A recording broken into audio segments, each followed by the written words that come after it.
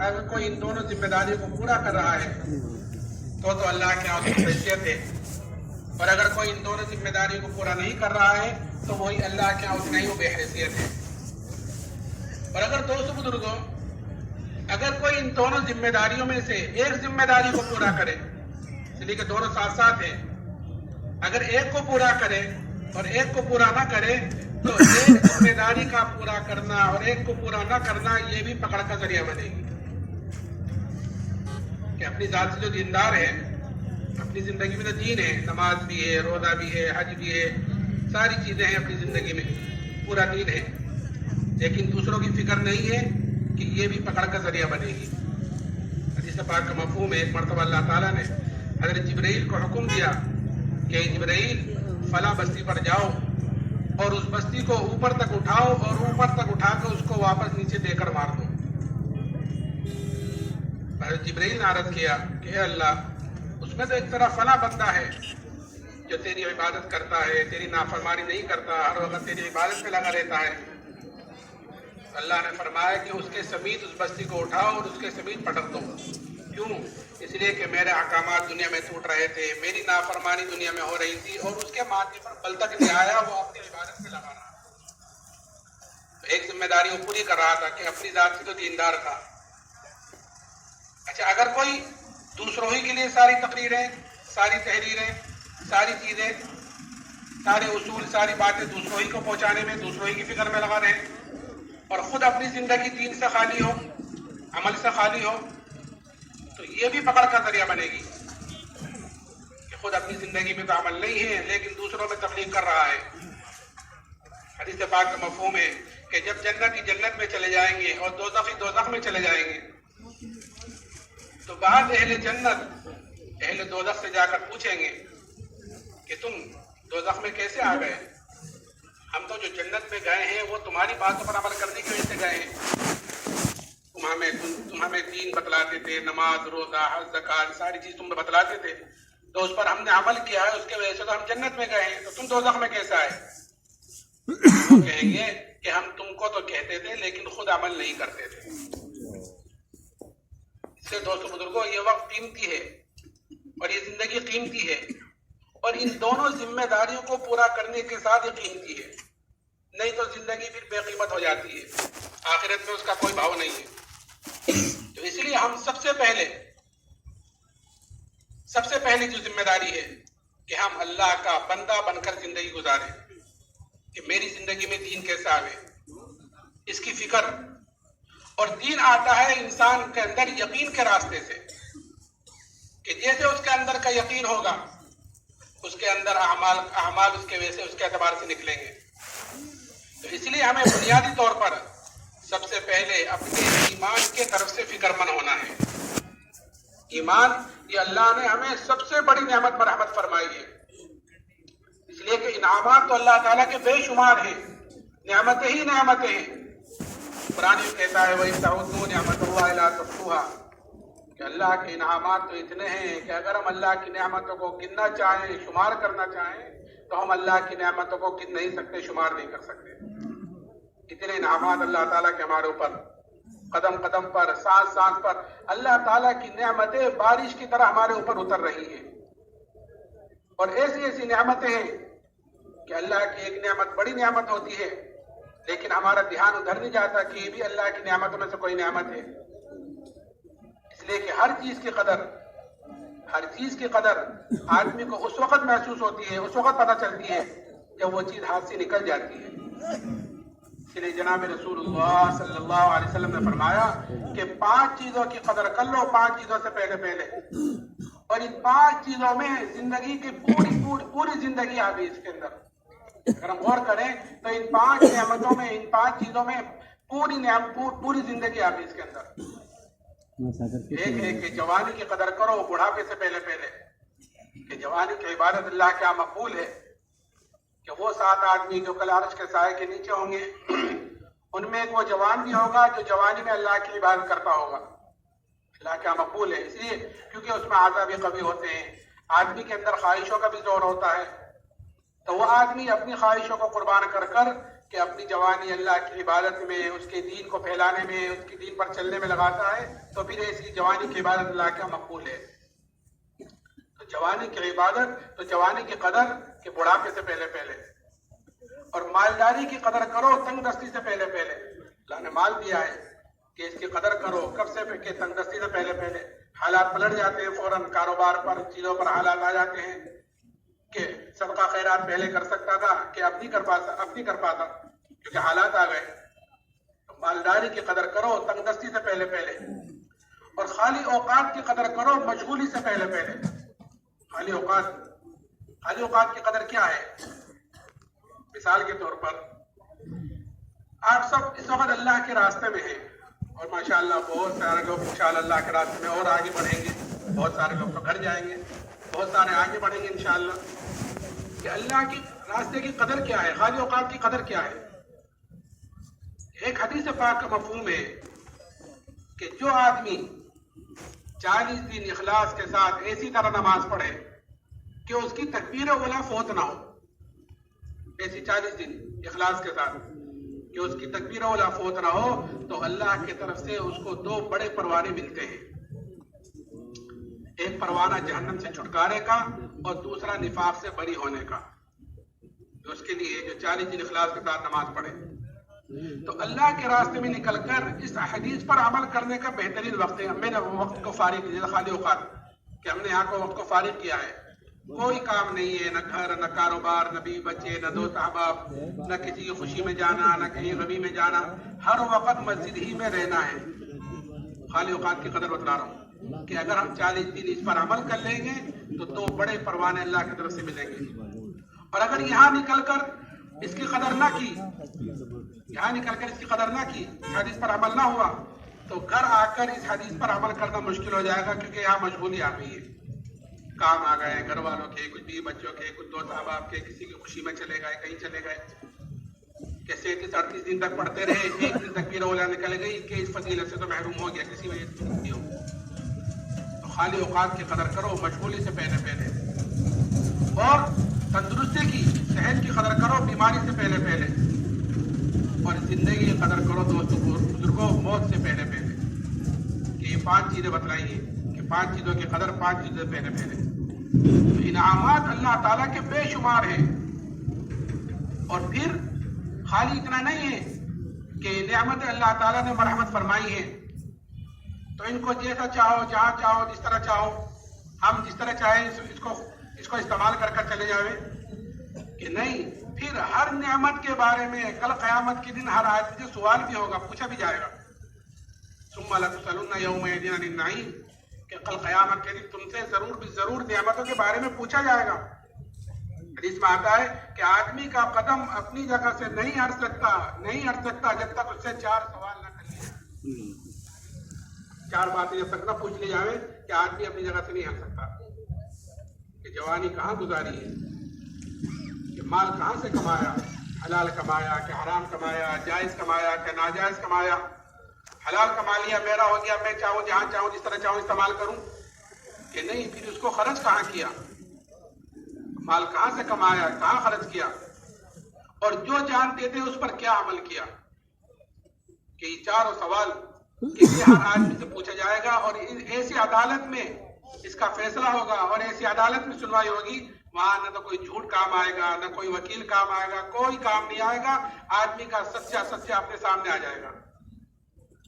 اور بلکہ رجسٹر اقرا کتابک کفا بنفسک الیوم علیک حسیبا، کہ دائیں بائیں فرشتے بیٹھے ہوئے ہیں، وہ رجسٹر سامنے کر دیے جائیں گے کہ اپنا رجسٹر دیکھ لو اور اپنا محاسبہ خود کر لو۔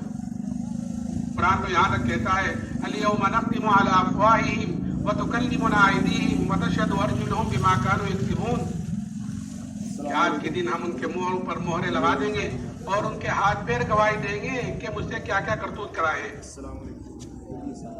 دوست بزرگوں، یہ اللہ تعالیٰ نے جو نعمتیں دی ہیں یہ اپنی مرضی استعمال کرنے کے لیے نہیں دی ہے، بلکہ یہ جو نعمتیں دی ہیں یہ اس طریقے پر، جیسے میں نے شروع میں کہا تھا کہ جو کام، یہی کام غیر بھی کرتے ہیں، یہی کام ہم بھی کرتے ہیں، کمانا، خرچ کرنا، شادی بیاہ، سونا جاگنا، یہ سارے کام غیر بھی کرتے ہیں، لیکن کہ ہمیں طریقہ بتلایا گیا ہے، ہمیں طریقہ بتلایا گیا ہے کہ اس طریقے کے مطابق زندگی گزار کر آؤ، اس طریقے کے مطابق ان نعمتوں کا استعمال کرو. اگر ان طریقوں کے مطابق ان نعمتوں کا استعمال کر رہے ہو تو آخرت میں تمہاری پوچھ ہوگی، نہیں تو کل قیامت کے دن دوست بزرگوں ہر نعمت پکڑ کا ذریعہ بنے گی. اللہ حفاظت فرمائے. تو انعامات بے شمار اللہ تعالیٰ کے، لیکن ان تمام نعمتوں میں جو سب سے بڑی نعمت اللہ تعالیٰ نے مجھے اور آپ کو مرحمت فرمائی ہے وہ ایمان کی دولت ہے. اس سے بڑی کوئی نعمت نہیں ہے. اس لیے کہ آدمی خدا نہ خواستہ اگر ایمان کے بغیر اس دنیا میں چلا گیا، چاہے اس دنیا کی ساری چیزیں اس کے پاس ہوں، سارے اسباب اس کے پاس ہوں، اگر ایمان کے بغیر چلا گیا تو کل قیامت کے دن اپنی جان کے فدیے میں اگر سارا سونا چاندی بھی دے دے تو کل قیامت کے دن اللہ کے عذاب سے نہیں بچ سکتا. اللہ تعالیٰ نے ہمیں مرحمت فرمائی. ایمان آج دوستوں بزرگوں ہمارے اندر سے اس ایمان کی قدر و قیمت نکل گئی ہے. اور ایمانی قدر و قیمت کیوں نکلی ہوئی ہے؟ کیونکہ جو چیز آدمی کو بغیر محنت کے، بغیر مجاہدے کے، بغیر قربانی کے جو چیز آدمی کو ملتی ہے، آدمی کے اندر اس کے قدر و قیمت کم ہوتی ہے بنسبت اس کے جو چیز آدمی محنت کر کر حاصل کرتا ہے. جس چیز کے اوپر آدمی کا جان مال وقت لگتا ہے، جس چیز کے لیے آدمی قربانی دیتا ہے کہ اس کی قدر و قیمت زیادہ ہوتی ہے، اور جو چیز بغیر محنت کی ملتی ہے کہ اس کی قدر و قیمت کم ہوتی ہے. تو ایمان ہمیں بغیر محنت کے، بغیر مجاہدے کے ملا ہے، اس لیے ہمارے اندر اس ایمان کی قدر و قیمت کم ہے. جیسے وراثت میں کوئی چیز مل جاتی ہے، خاندان مسلمان، دادا مسلمان، باپ مسلمان، ہم مسلمانوں گھر میں پیدا ہوئے الحمدللہ آپ بھی مسلمان. اس لیے حضور حضرت صلی اللہ علیہ وسلم نے ایمان کی اور ایمان والے کی قدر و قیمت بتلائی تاکہ ہم جہاں پر ہوں اپنے ایمان کی قدر و قیمت کو سمجھیں. آج مسلمان نے اپنے ایمان کی قدر و قیمت کو کھو دیا ہے، اس لیے بہت سستا ہو گیا ہے مسلمان اور مسلمانوں کا خون. کیوں؟ کیونکہ اس کی قدر و قیمت ختم ہو گئی. کیا قدر بتلائی؟ یہ قدر بتلائی کہ ایک بھی اللہ اللہ کہنے والا یعنی ایمان والا اس دنیا میں موجود رہے گا تو اللہ کے ہاں یہ قدر ہے میری اور آپ کی کہ اس ایک ایمان والے کی وجہ سے اس ساتوں زمین و آسمان کے نظام کو باقی رکھا جائے. اس وقت تو کروڑوں مسلمان ہیں الحمدللہ کہ سب دنیا سے چلے جاوے اور ہم میں سے ایک باقی رہ جاوے تو ہماری ایک کی وجہ سے اللہ تعالیٰ اس نظام کو باقی رکھے گا. یہ قدر ہے اور قیمت کہ اگر رائے کے دانے کے برابر بھی ایمان کو بچا کر لے گئے تو اللہ تعالیٰ اس دنیا سے 10 گنی بڑی جنت مرحمت فرمائے گا. اب جس کا ایمان جتنا اونچا ہوگا، جس کا ایمان جتنا اعلیٰ ہوگا کہ کل قیامت کے دن اس کی اتنی بڑی جنت ہوگی. یہ اللہ نے ہمیں جو دعوت تبلیغ والا کام کیا ہے یہ اپنے ایمان کو بنانے کے لیے ہے، اپنے یقین کو بنانے کے لیے ہے. اللہ کے راستے میں نکل کر جب آدمی 7 مہینے میں، سال میں، 4 مہینے میں، چلے میں ہر وقت مسجد میں رہ کر اللہ کو بولتا ہے، اللہ سے ہونے کو سنتا ہے، بولتا ہے، سوچتا ہے، اس کی دعوت دیتا ہے تو پھر اللہ سے ہونے کا یقین اندر پیدا ہوتا ہے. وہی ایمان ہوتا ہے کہ جب اللہ سے ہونے کا یقین ہو گیا تو پھر بدن سے نکلنے والے اعمال صحیح ہوں گے. بدن سے نکلنے والے اعمال کا بگاڑ یقین کی خرابی ہے اور بدن سے نکلنے والے اعمال صحیح ہوں تو یقین کا صحیح ہونا ہے. یہ قدر قیمت بتلائی. اسی لیے صحابہ اکرام رضی اللہ عنہ اجمعین کے اندر یہ قدر و قیمت ایمان کی ایسی اتری ہوئی تھی کہ صحابہ نے پھر اس ایمان کے لیے ہر تکلیف کو، ہر مصیبت کو، ہر پریشانی کو کہ برداشت کیا ہے. اور کوئی چیز بھی ایمان کے مقابلے پر آئی ہے، کوئی چیز بھی ایمان کے مقابلے پر آئی ہے تو اس کو قربان کیا ہے. اس لیے کہ آدمی کے اندر جب کسی چیز کی قدر و قیمت اتر جاتی ہے تو پھر آدمی کہ اس کے لیے ہر تکلیف کو برداشت کر سکتا ہے، ہر مصیبت کو، اور اس کے لیے اپنی ساری چیز جھونک دیتا ہے، اپنی جان، اپنا مال، اپنا وقت، اپنی راحت آرام کہ ساری چیز اس چیز پر لگا دیتا ہے جس چیز کی قدر و قیمت انسان کے اندر اتر جاتی ہے. صحابہ کے اندر ایمان کی قدر و قیمت اتری ہوئی تھی، اسی لیے اس ایمان کے لیے ہر تکلیف کو، ہر مصیبت کو برداشت کیا اور اس ایمان کے لیے جو کچھ اپنے پاس تھا سب کے سب جھونک دیا. ایک صحابی حضرت خباب بن عرد رضی اللہ تعالیٰ عنہ، حضرت عمر رضی اللہ تعالیٰ نے ان سے یہ پوچھا کہ خباب ان تکالیف کی تفصیل بتلاؤ، حالات بتلاؤ جو تم پر آئے ہیں، پیش آئے ہیں، ایمان لے آئے. تو ایک عورت کے غلام تھے، جب اس کو یہ پتا چلا کہ جناب رسول اللہ صلی اللہ علیہ وسلم سے ملتے ہیں تو سریے کو گرم کر کر اس سے ان کے بدن کو داغ دیتی تھی. حضرت خباب نے کہا امیر المومنین آپ ذرا میری کمر دیکھیں. جب کمر دیکھی تو حضرت عمر نے فرمایا خباب ایسی کمر کسی کی نہیں دیکھی جیسی تمہاری ہے. تو حضرت خباب نے فرمایا کہ امیر المومنین مجھے آگ کے انگاروں پر لٹا کر گھسیٹا جاتا تھا, میری چربی سے میرے خون سے آگ بجھتی تھی. کہے کی وجہ سے کہ ایمان کی وجہ سے. تو ایمان لانے کی وجہ بعد یہ حالات آئے تو یہ تکلیفیں مصیبتیں آئی کہ اس کو برداشت کیا ہے. اور پھر اتنا ہی نہیں, جب فتوحات کا دروازہ کھلا اللہ کی طرف سے, اس لیے کہ ایمان والے کی علامت بتلائی گئی ہے کہ ایمان والا مومن جو کام کرتا ہے, جو بھی عمل کرتا ہے, جو بھی قربانی دیتا ہے. آپ حضرات نے ماشاءاللہ قربانی دی, پرسوں بارش ہو گئی, آپ حضرات واپس گئے, پھر واپس آئے. اللہ تعالیٰ اس قربانی کو قبول فرمائے اور آپ کے لیے بھی اور اس ملک کے لیے اور پورے عالم کے لیے اس قربانی کو ہدایت کے پھیلنے کا ذریعہ فرمائے. تو جو بھی کام کرتا ہے ایمان والا کہ وہ اس کا بدلہ وہ دنیا میں نہیں چاہتا, بلکہ اس کا بدلہ وہ آخرت میں چاہتا ہے. اس لیے کہ اس کو پتا ہے یہاں جو ملے گا وہ وقتی ملے گا اور تھوڑا ملے گا, اور آخرت میں جو ملے گا کہ وہ ہمیشہ کے لیے ملے گا اور دنیا سے بہت زیادہ ملے گا. اس لیے مومن اپنے نیک عمل کا بدلہ دنیا میں نہیں چاہتا. اور مومن جو عمل کرتا ہے, جو نیک عمل کرتا ہے کہ وہ اپنے اللہ کو راضی کرنے کے لیے کرتا ہے. کوئی دیکھ رہا ہے, نہیں دیکھ رہا ہے, کوئی خوش ہے, نہ خوش ہے, کوئی کیا کہے گا, کہ اس کی کوئی اس کو پرواہ نہیں ہے کہ میرا اللہ مجھ سے راضی ہو جاوے اور جس طریقے سے مجھے کرنے کو بتلایا گیا ہے اس طریقے کے مطابق میں کرنے والا بن جاؤں. اس لیے حضور حضرت صلی اللہ علیہ وسلم نے حضرت ابو ذر رضی اللہ تعالیٰ عنہ سے فرمایا تھا کہ ابو ذر اللہ کے معاملے میں کسی ملامت کرنے والے کی ملامت کی پرواہ نہ کرنا. کسی معاملے میں اللہ کے معاملے میں کسی ملامت کرنے والے کی ملامت کی پرواہ نہ کرنا. ہمیں یہ دیکھنا ہے کہ اللہ نے حکم کیا دیا ہے اور اس میں جناب رسول اللہ صلی اللہ علیہ وسلم کا طریقہ کیا ہے. انہی دو چیزوں میں کامیابی ہے. اس سے ہٹ کر اگر ہم کامیابی تلاش کر رہے ہیں تو خدا کی قسم ہم ناکام ہیں. تو اس کی پرواہ نہیں کرنی, محنت کرا رکھے. مومن اپنے نیک عمل کا بدلہ دنیا میں نہیں چاہتا, اور جو کام کرتا ہے کہ وہ اپنے اللہ کو راضی کرنے کے لیے کرتا ہے, اس کو کوئی پرواہ دوسری نہیں ہوتی. تو جب فتوحات کا دروازہ کھلا اللہ کی طرف سے تو یہ صحابہ کرام رضی اللہ عنہ اجمعین اس پر رویا کرتے تھے, کہیں ہماری تکلیفوں کا, ہماری مشقتوں کا, ہماری اس قربانی کا کہ کہیں بدلہ ہمیں اس دنیا ہی میں سے نہیں مل رہا ہے. یہاں تو جو ملے گا وہ وقتی ملے گا اور تھوڑا ملے گا آخرت کے اعتبار سے. اس پر رویا کرتے تھے. میں نے عرض کیا کہ صحابہ کے اندر اس ایمان کی قدر و قیمت اتری ہوئی تھی, اس لیے انہوں نے کہ ہر تکلیف کو, ہر مصیبت کو برداشت کیا ہے. اور پھر اتنا ہی نہیں کہ جو چیز ایمان کے مقابلے پر آئی ہے, حکومت آئی ہے تو حکومت, مال آیا ہے تو مال, کہ اس کو بھی قربان کیا ہے. دوستو بزرگوں, ہم تعلیم کے حلقوں کے ذریعے سے ہم یہ قصے سنتے رہتے ہیں, سارے قصے ہیں کتابوں میں, لیکن اصل یہ ہے ہم ان قصوں کو سن کر ان قصوں سے اثر لینے والے بنے, اور اثر لے کر پھر ان کے مطابق ہم اپنی زندگی کو ڈھالنے والے بنے. اگر ہم اپنے ایمان کو صحابہ کے ایمان کے مقابلے میں رکھ کے دیکھیں تو ابھی ہمیں پتہ چلے کہ ہم ایمان کے اعتبار سے کتنے کمزور ہیں. تو اس نیت اور ارادے سے چنیں کہ ہم صحابہ کی زندگی پر عمل کرنے والے بنیں گے. قربانی دی ہے. ایک صحابی ہیں حضرت عبداللہ ابن حذافہ رضی اللہ تعالیٰ عنہ, ان کو روم کی فوج نے قید کیا اور قید کر کر ان کو بادشاہ کے سامنے لائے. بادشاہ نے ان کے اوپر نصرانیت کو پیش کیا کہ تم نصرانی ہو جاؤ تو میں آدھی بادشاہ تم کو دے دوں گا.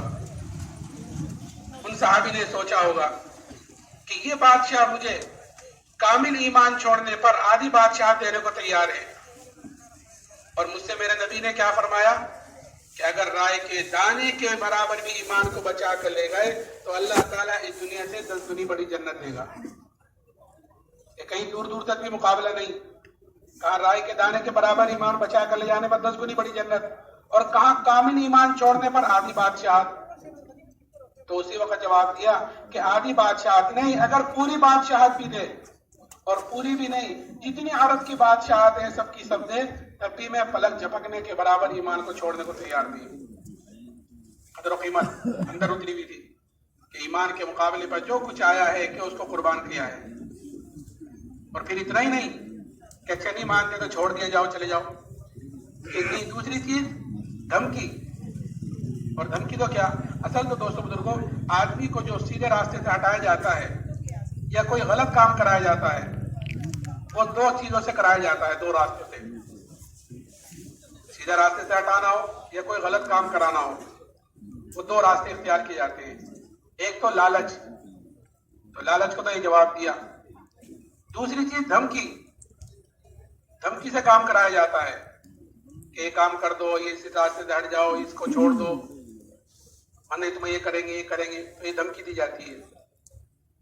تو ان صحابی نے لالچ کا جواب دیا. اور دوسری چیز دھمکی. دھمکی تو کیا, اصل تو دوستوں بزرگوں ایمان والوں کے اوپر اللہ کی طرف سے حالات آتے ہیں, اور حالات اس لیے آتے ہیں یہ دیکھنے کے لیے کہ یہ اپنے ایمان میں کتنا مضبوط ہے. خالی یہ کہنا کہ ہم تو مسلمان ہیں, ہم تو ایمان والے ہیں, یہ اتنا مسئلہ نہیں ہے. کہ آزمائش آتی ہے, الف لام میم حسب الناس ان یترکوا ان یقولوا آمنا وهم لا یفتنون.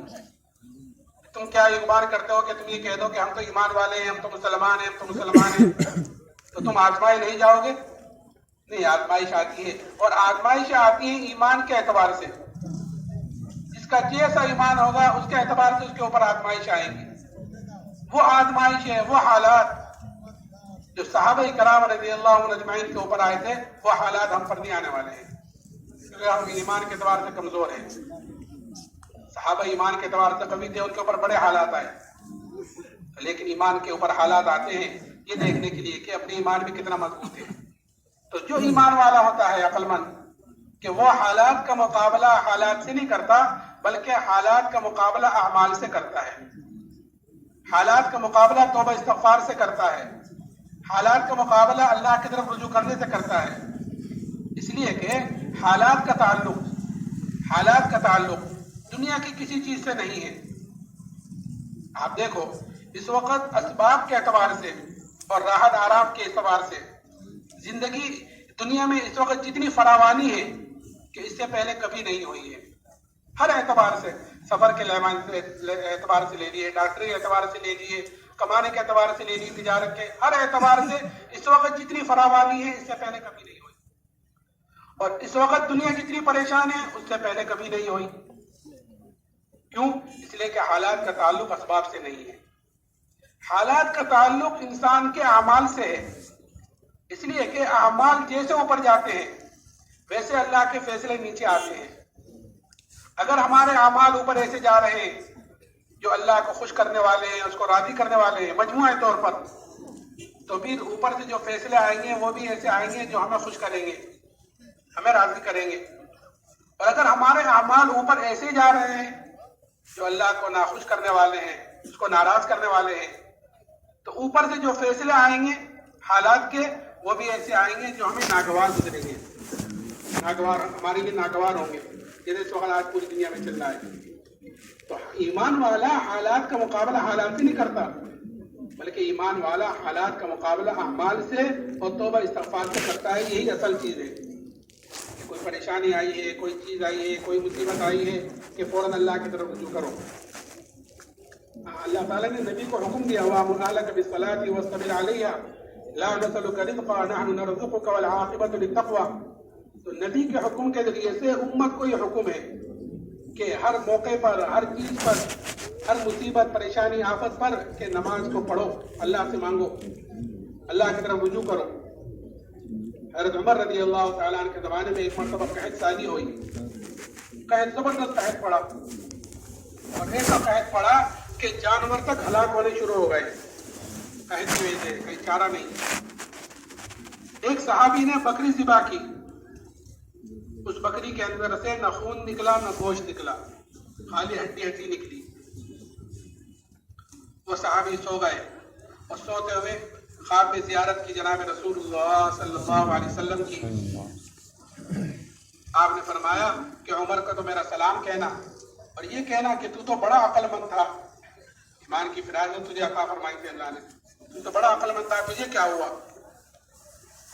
حضرت عمر رضی اللہ, یہ صحابی اٹھے اور اٹھ کر حضرت عمر کی خدمت میں گئے اور جا کر اپنے خواب کا تذکرہ کیا.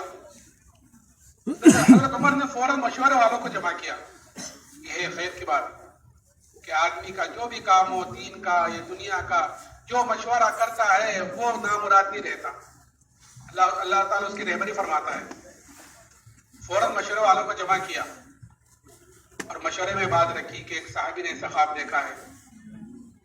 تو مشورے میں بات آئی کہ امیر المومنین جہاں سے قحط سالی آئی ہے ہم اسی کی طرف رجوع کیوں نہیں کرتے؟ ہم غلہ منگا رہے شام سے اور مصر سے اور ادھر ادھر سے، اور حالات تو آئے ہیں، قحط سالی تو آئی اللہ کی طرف سے، تو ہم اسی کی طرف رجوع کیوں نہیں کرتے کہ ہاں یہ چوک ہو رہی ہے. فوراً مدینے سے باہر گئے اور ابھی توبہ استغفاری کر رہے تھے کہ اسی وقت بارش شروع ہو گئی. کہ جب تک حالات کا مقابلہ حالات سے ہو رہا تھا کہ وہ حالات بجائے کم ہونے کے اور زیادہ بڑھ رہے تھے، اور جب حالات کا مقابلہ توبہ استغفار سے اللہ کی طرف رجوع کرنے سے کیا تو اللہ تعالیٰ نے حالات کو فوراً پلٹ دیا. آج بھی دوستو بزرگوں، ان حالات کا واحد علاج یہی ہے کہ ہر مسلمان اللہ کی طرف رجوع کرے اپنے طرف سے، اور پوری امت کی طرف سے ہر مسلمان اللہ سے توبہ استغفار کرے. توبہ کا دروازہ کھلا ہوا ہے موت تک ہر ایک کے لیے. اللہ تعالیٰ ہمیں مرنے سے پہلے سچی پکی توبہ کی توفیق نصیب فرمائے. تو دوسری چیز، ان صحابی کو یہ دھمکی دی کہ بادشاہ نے ایک دیگ منگائی، اس دیگ کے اندر پانی کھولایا. جب پانی خوب کھول گیا تو بادشاہ نے قیدیوں کو بلا کر ان کے سامنے اس میں ڈلوایا اور یہ کہا کہ یہ تو ایمان سے پھر جاؤ نہیں تو تمہیں بھی اس میں ڈالا جائے گا. وہ صحابی کہنے لگے کہ تجھ سے جو ہو سکے وہ تو کر لے. بادشاہ نے حکم دیا ان کو اس میں ڈال دو. جب لے جانے لگے تو وہ صحابی رونے لگے. بادشاہ کو اس کی اطلاع کی گئی کہ وہ تو رو رہے ہیں. بادشاہ نے سمجھا اب یہ ڈر گئے، اب ایمان سے پھر جائیں گے. پھر ان کو بلایا اور ان کے اوپر نصرانیت کو پیش کیا اور کہنے لگے میں نے تجھ سے ایک مرتبہ کہہ دیا تھا کہ تجھ سے جو ہو سکے وہ تو کر لے. کہ اچھا پھر رو کیوں رہے تھے؟ کہنے لگے کہ میں تو اس لیے رو رہا تھا کہ میرے بدن کے اندر ایک جان ہے، وہ جان اس دیگ میں ڈالی جائے گی، ختم ہو جائے گی. میں تو اس لیے رو رہا تھا کاش میرے روئے میں جان ہوتی اور میرے بدن کے اندر 100 جانیں ہوتی اور وہ ساری کی ساری جانیں آج اس دیگ میں ڈالی جاتی اور وہ ساری کی ساری جانیں میں اللہ کے نام پر قربان کرتا. ایک جان کا کیا قربان کرنا؟ میں تو اس لیے رو رہا تھا کہ ایک ہی جان ہے وہ جو قربان ہو رہی ہے.